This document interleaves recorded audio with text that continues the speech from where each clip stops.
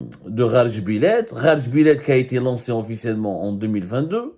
Alors, Rajbilet, c'est quoi son intérêt? C'est que il y a des réserves importantes effectivement de minerai de fer. On parle d'une capacité de production entre 2 et 3 millions de tonnes de minerai de fer et avec l'objectif d'arriver jusqu'à 40-50 millions de tonnes par an à partir de 2026. Donc ce sera pas pendant le premier mandat présidentiel de Tebboune. Effectivement, il y a plus de 3 milliards de tonnes de réserves, dont 1 milliard 700, 1 milliard, presque 2 milliards de minerais de fer qui sont exploitables. C'est un projet ambitieux, effectivement, mais irréaliste et qui n'est pas réalisable sur le plan économique pour une raison simple, c'est que Rajbilet, il est très très loin des zones économiques et industrielles de l'Algérie qui sont situées au nord. Et ce projet, pour qu'il soit rentable, pour acheminer le fer qui sera produit à Rajbilet jusqu'aux zones industrielles et pour du nord du pays, notamment celle de Erzieux et d'Oran, et pour ensuite pouvoir l'exporter ou le transformer en produits dérivés, ça va coûter hyper cher. Hyper cher. Mais au compliqué, compliqué, depuis fin juillet 2022, il a été lancé officiellement Rajbilet. Alors, les Algériens ignorent certaines informations. Pourquoi ce projet tant porté par Tebboune ne lui portera pas beaucoup de bonheur et ne lui permettra pas de s'offrir un bon bilan. Tebboune a malheureusement fait de mauvais choix en pariant sur des méga projets qui ne seront pas... Troller le projet du phosphate à la limite de Tbessa et de Sokaras, qui date depuis l'époque de Bouteflika, je te dis oui. C'est un projet réaliste et réalisable.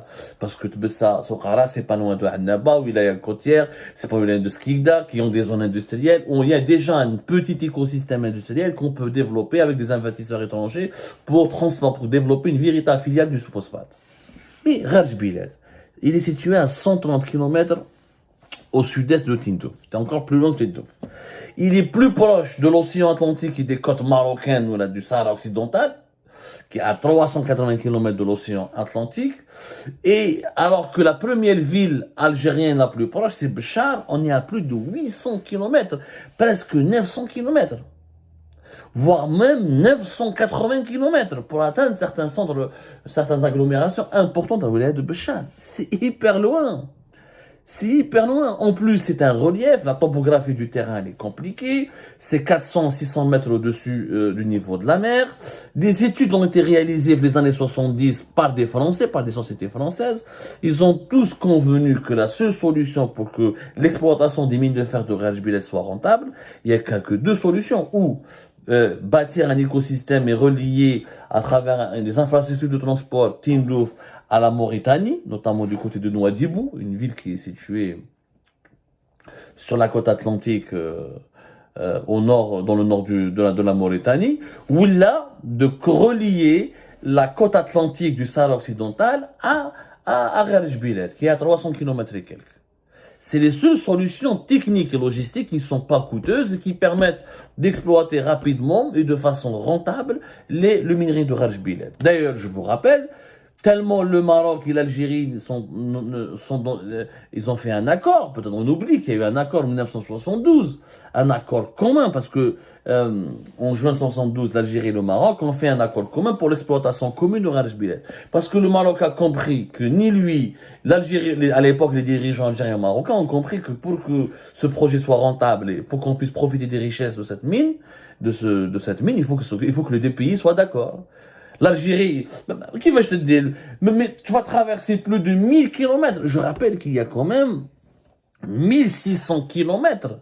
La mine de Rajbilet, elle est loin à 1600 km de la côte méditerranéenne, de la côte du nord de l'Algérie. Qui va je te dire, à 1600 km pour exporter, transformer le minerai de fer? Mais t'es pas rentable. L'avenir de Rajbilet, il aura une rentabilité où là, il aura un avenir uniquement si le Maroc et l'Algérie décident de faire la paix, décident d'enterrer la hache de guerre et d'aller vers une intégration régionale et de créer des projets, des infrastructures économiques communes. Tu veux pas le faire avec le Maroc, peut-être il sera plus ou moins rentable si on le fait avec la Mauritanie. Mais la Mauritanie, ما عندهاش la capacité financière. Elle n'a pas de capacité financière encore, etc. Mais voilà, il y a encore, Nouadhibou, c'est très loin, c'est 2000 kilomètres, la même chose. Mais la nature du relief, la topographie, si la Mauritanie investit avec l'Algérie, etc., ça sera possible. Mais la meilleure solution, c'est d'utiliser les côtes atlantiques du Sahara occidental. Ce n'est pas possible, l'Algérie ne veut pas reconnaître la marocanité du Sahara occidental, l'ONU n'a pas encore réglé ce problème, l'Algérie veut un référendum d'autodétermination, le plan d'autonomie marocain a du mal à exister, à être concrétisé, le conflit s'embrase et Raj Bilet, il est condamné dans ces conditions. Qu'est-ce qu'il faut pour exploiter le Raj Bilet? C'est pas moi qui le dis. Des études ont été faites et des chiffres ont été donnés par les autorités algériennes. Il faut pas, par exemple, pour transporter le minerai de fer, il faut bâtir un train. Le projet, il est là. Il faut 3 milliards de dollars pour une ligne de train développée et sécurisée et conforme aux normes mondiales de Tindouf jusqu'à Béchar. Plus de 800 kilomètres. 3 milliards de dollars pour développer toutes les infrastructures de transport de Tindouf jusqu'au nord du pays, jusqu'à la wilaya d'Oran par exemple, il va avoir un coût de plus de 6 milliards de dollars. On parle de 6 milliards et demi de dollars. Il faut acheter des trains, il faut des rails, il faut faire des travaux, il faut faire du forage, il faut viabiliser les terrains, il faut ramener les infrastructures énergétiques, il faut sécuriser ce train. C'est énorme. C'est beaucoup d'argent. 6 milliards et demi de dollars juste pour le coût du transport. Il faut savoir que l'Algérie ambitionne d'exporter 1,1 milliard de dollars de minerais de fer. Pour le moment, les minerais de fer, les produits sidérurgiques, tout ce qui est dérivé du fer. Pour le moment, nous avons des exportations de moins de 1 milliard de dollars.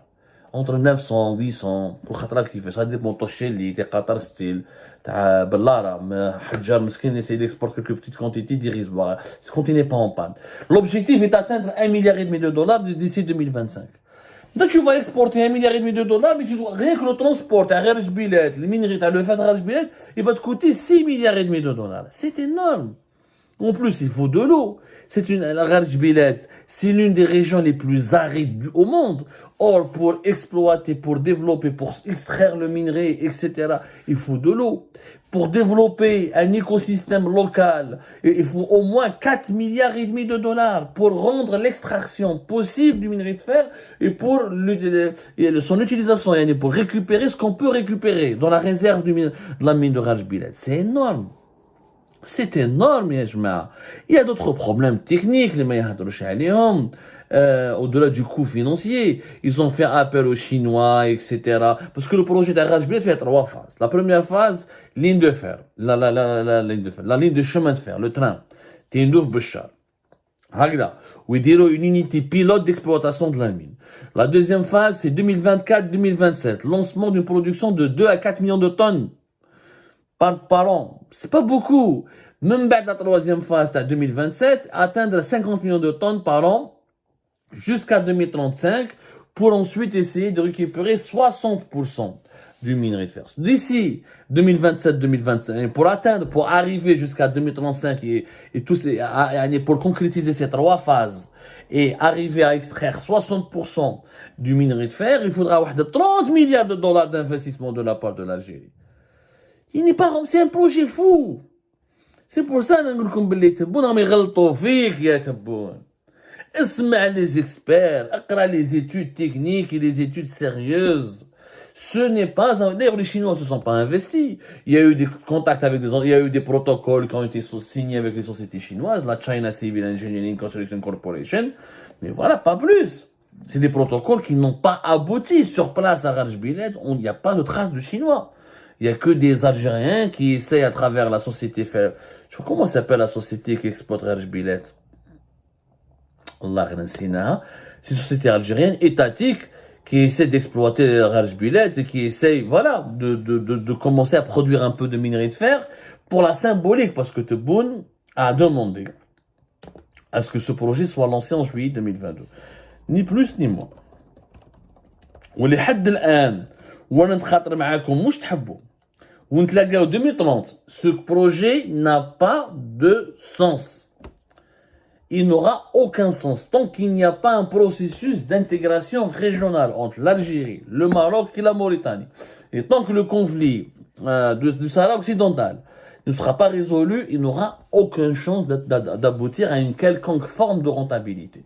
La société qu'il exploite actuellement, c'est l'entreprise nationale de fer et d'acier. Voilà. Il y a eu un consortium chinois, ils ont signé un accord en juin 2023, mais qu'est-ce que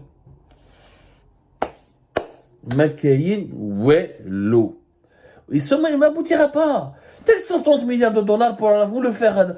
Aucun jour des métaux rares, ou là, les minerais avec lesquels on fait les batteries électriques, ou là, le pétrole, ou là, le gaz. On que tu peux rentabiliser cet investissement. Et ça mériterait d'investir 30 milliards de dollars sur 10 ans ou là, 15 ans.